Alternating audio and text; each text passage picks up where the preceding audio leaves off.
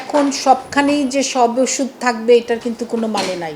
আপনারা মনে হয় জেনে থাকবেন যে যখন আমি এর আগে বার্ন প্লাস্টিক হসপিটালে ছিলাম, মাইলস্টোন ট্র্যাজেডিটা যখন হলো তখন ওই জায়গাটার ভিতরে আপনার আমেরিকার থেকে ডাক্তার আসলো, ইন্ডিয়ার থেকে ডাক্তার আসলো, চীনের থেকে ডাক্তার আসলো, আফ্রিকান কান্ট্রি থেকে ডাক্তার আসছে। তারা সবাই এসে একসাথে বসে, ব্রিটিশ ডাক্তার আসছে, যে তারা যে ইঞ্জেকশনগুলো দিয়েছে ওগুলো কিন্তু আমাদের সাপ্লাই নাই।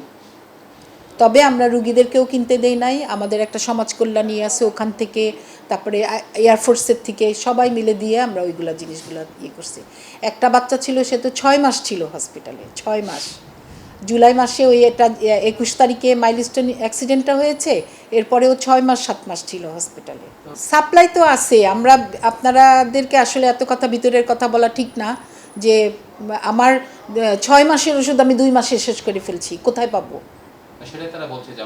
আমরা 6 মাসের ওষুধ 2 মাসে শেষ করে ফেলছি, তারপরেও আমরা কন্ট্রাক্টরকে দিয়ে ওষুধ নিয়ে আসায় এই যে ঈদের ভিতরে যাতে কোনো রুগীদের সমস্যা না হয় আমরা ওষুধ রেখে দিব। 100-200 জনের রান্না করতে গেলে একটুখানি ঝামেলা হইলে ওইটা একটু মেনে নিতে হবে, একটু মেনে নিতে হবে। সবসময় এত পরিষ্কার পরিচ্ছন্নভাবে সব কিছু করা যায় না।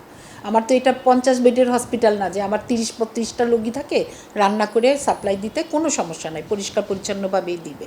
কিন্তু যখনই 100 জায়গায় আমার মনে করেন যে একটা ছোট বেবি ভর্তি আছে, তার বড় মানুষকে খাবারটা দেওয়া হচ্ছে, তারপরে হচ্ছে কেউ হয়তো এসে বলল ভাই আমি অনেক দূরের থেকে আসছি আমাকে খাবারটা দাও, আমার কিন্তু এরকম নির্দেশ দেওয়া আছে।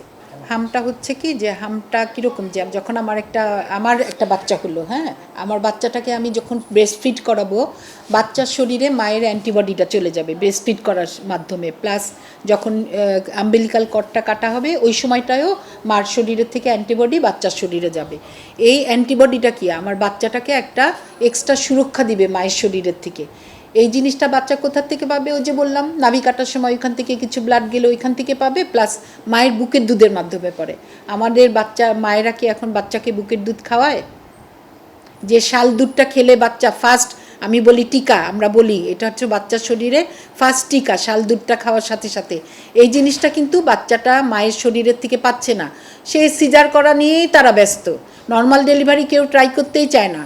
এখনকার যুগে যেভাবে পাবলিক মারমুখী হয়ে ডাক্তারকে অ্যাটাক করতেছে, একটা বাচ্চা যদি নর্মাল ডেলিভারি ট্রাই করতে যায় কোনো সমস্যা হয়, বা রোগীর লোকরা তো ডাক্তারকে মারিয়েই ফেলবে। এই দায়িত্ব তো এখন ডাক্তারও নিতে চায় না, সিজার করে দেয়। নাই কথাতেই বলে কিসের জন্য করছে, আমার রুগীর বাচ্চার এই সমস্যা অনেকগুলি দেখাই দিবে যে এই জন্য সিজার করা হয়েছে। রুগীও ধৈর্য ধরবে না, ডাক্তারও ধৈর্য ধরবে না। এই জিনিসটা যে বাচ্চা পাইলো না পুষ্টিটা, যে মায়ের বুকের দুধও খাইলো না, শাল দুধটাও খেলো না, বাচ্চা পুষ্টিটা কম পেলো, এটাতে কি হচ্ছে, আমার হামের টিকাটা আগে দেওয়া হতো 9 মাস আর 15 মাসে, এই 9 মাস পর্যন্ত বুকের দুধের মাধ্যমে বাচ্চাটা মায়ের কাছ থেকে পুষ্টিটা পাবে।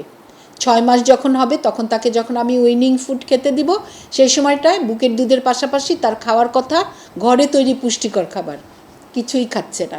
এই জন্যই এত আক্রান্তের সংখ্যা এত বেড়েছে। আর যেটা বলতেছেন যে আবার বাচ্চারা ফেরত আসতেছে, যে আমি বললাম যে যখন একটা 6 মাসের কম বয়সী বাচ্চা সুস্থ হয়ে বাসায় যাবে তখন তাকে মায়ের বুকের দুধ খাওয়াতে হবে, সাথে সাথে ওষুধ তো সে খাচ্ছে।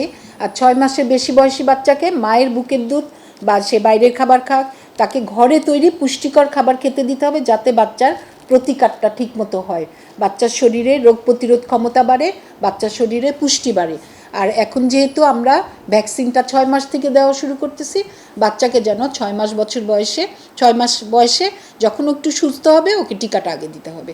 টিকাই কিন্তু পারবে একমাত্র আমাদেরকে এই আউটব্রেক থেকে রক্ষা করতে।